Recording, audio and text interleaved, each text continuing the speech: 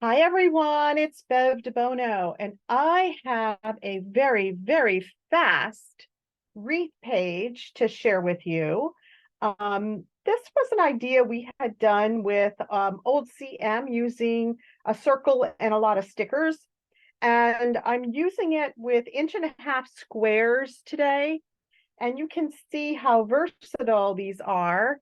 The same wreath, the same technique, and there's fall, there's Christmas, and there is, guess what? Disney.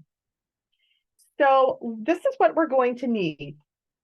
You're going to need your 12-inch trimmer because we're going to hollow out a frame. We're going to do a hollow out frame on that background. And we're also going to cut the inside frame. And then if you have strips that are already cut, you could use your personal trimmer. And then we're going to need the large jumbo template, the circle template. If you don't have this, you could even use a 9-inch plate. We're just going to trace around for just a pattern to make it easier for us to lay our squares on. Okay, so you need a base, and then you need what you're going to use for an inner base. Okay, so in other words, you need an outside frame and an inside paper. So if you're using a busy paper outside, you want something very plain inside. And whatever you're doing that's plain inside, you want it very tonal. Like you see, this one was very small dots, because you don't want to take away from your wreath. And this one happened to be a very tight grid, very tonal as well. Okay, so for our outer base, we are going to do a 2-inch hollow frame. And the reason we do a 2-inch hollow frame is because we're going to lay that other piece of paper on top of it, and that's really wasting all of this paper here. And we can use what we cut out really for mats on the inside of the wreath itself. So let's do a 2-inch hollow frame. And the reason I'm not doing a 1-inch is because I'm putting a thinner paper on top of it, and I just don't like the how it could hollow out on the inside. So to do a 2-inch hollow frame, we're going to put our paper on in our trimmer. We're going to insert it so that your paper lines up on the left-hand side at the 2-inch mark. And we're going to move our casing. So this piece here, this blue piece here, is called the casing or the housing unit. And we're going to move that down to the 3-inch mark. So we're going to move it down to the 3-inch mark on your, so that the bottom of the housing is at the 3-inch mark. And I'm going to take a little binder clip and I'm going to put it behind, oops, just on the railing there of that, so that now I made a little gate so that my trimmer can't go any further. Okay, so I'm lining it up to the 3-inch mark. And the reason I'm doing 3 inches because here, when you turn your housing to the side, there's a white mark here that shows you exactly where your blade is going to cut. And there is exactly 1 inch from the white line to the top of the housing and the white line to the bottom of the housing. So now I want to cut to the 2-inch mark down here at the bottom. So I want my blade to stop at 10 inches. So I am going to move my housing so that the bottom comes to the 11-inch mark. The 11-inch mark. And I am now going to put another binder clip on the railing here, right at the 11-inch mark, because my blade now is cutting at 10. All right, we're ready to cut. So let's start up at the top. So we're within the 2 binder clips. I'm pressing down and I'm going down to the other binder clip. Lift up, turn your paper to the left. Put it again at the 2-inch mark. Start up at the top again, where your bottom of the housing at the 3 and bottom of the housing at the 11.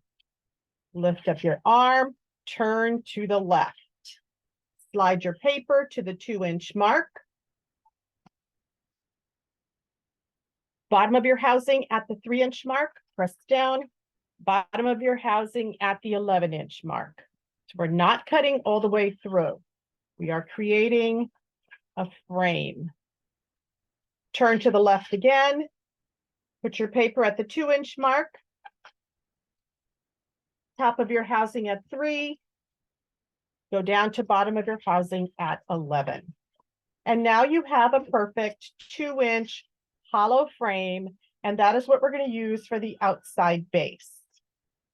And we can use the inside of this to make mats to go to frame our photos when we're done. Now our inner base, we are going to cut to 11 inches by 11 inches. So let's remove our binder clips. And we could either take our arm out and line our paper up. Let's see, I want it to go this way. Line our paper up at the 11-inch mark. And we are cutting one side. Turn to the left. Cut at the 11-inch mark again. And now we have an 11 by 11 square. Okay, so we are not cutting all 4 sides, just 2 sides. Okay, and now we are ready to tape that inner base onto the outer base.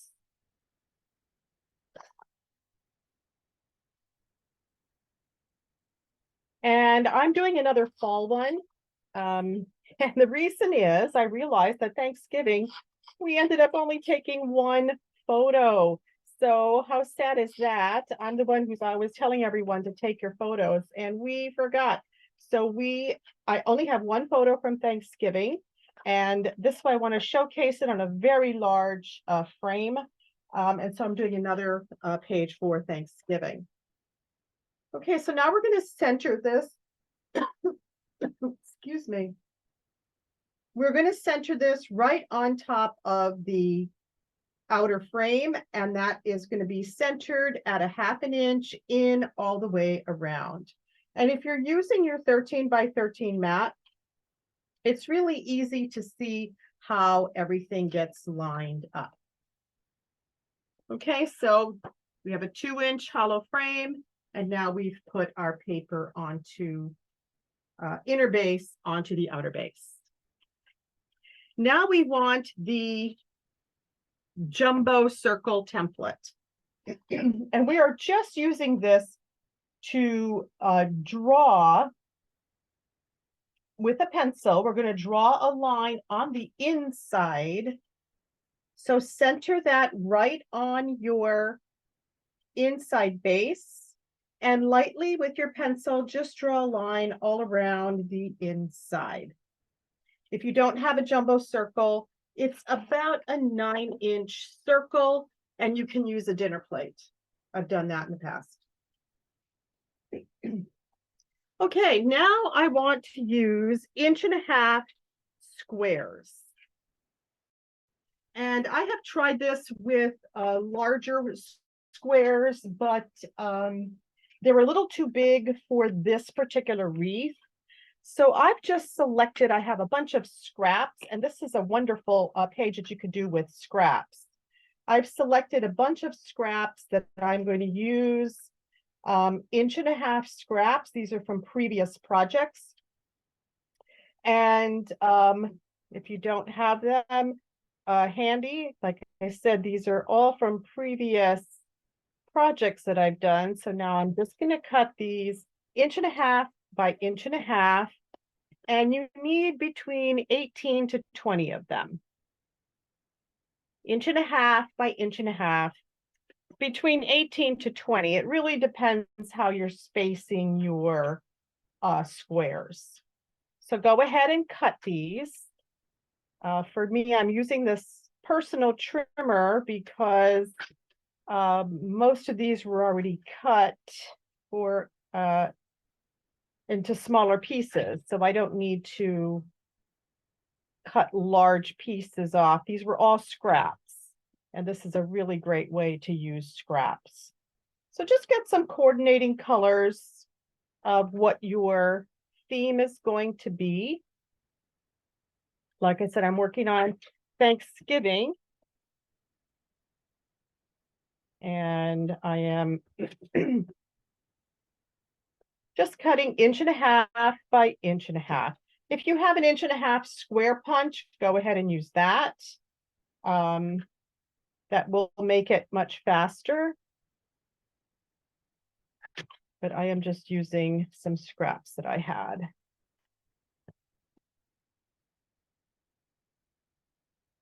1.5 inches by 1.5 inches, and you need between 18 or 20. And just make sure they're all coordinating.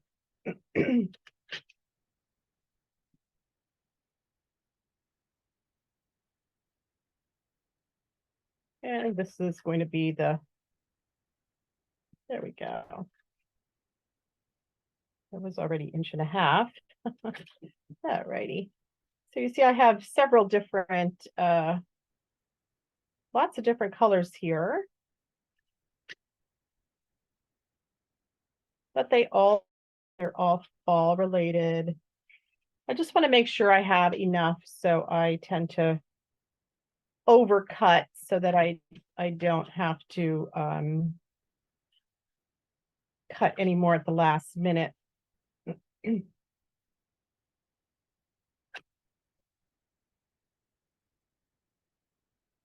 And this you could use for many, many different themes.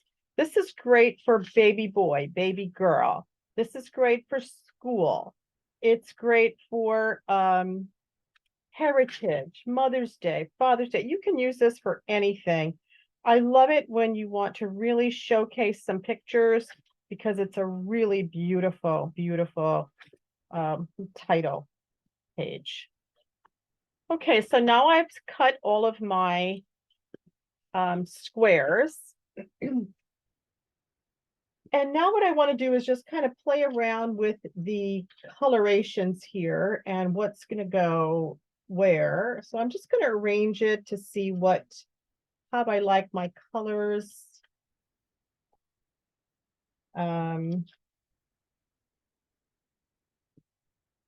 There's no right or wrong way here. It's just kind of there. I think I kind of like the way that those go. And now I'm just going to start putting them around my outer edge here of my circle that I've already drawn. And it will come together really quickly. So some people like to go in exact order. You don't have to. You can randomly put your colors.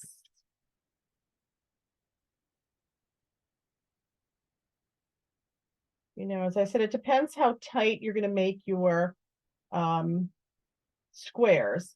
And go ahead and play with them. They don't all have to be so lined up. It's kind of fun that they are all a little